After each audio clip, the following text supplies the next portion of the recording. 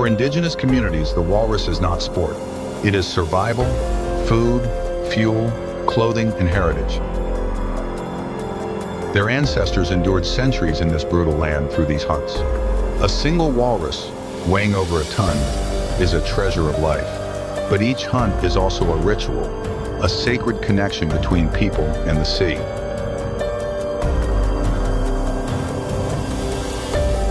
Welcome to Now Discover. Subscribe now and step into the story where survival and heritage collide on the edge of the world. When hunting season comes, the Arctic coast stirs with movement.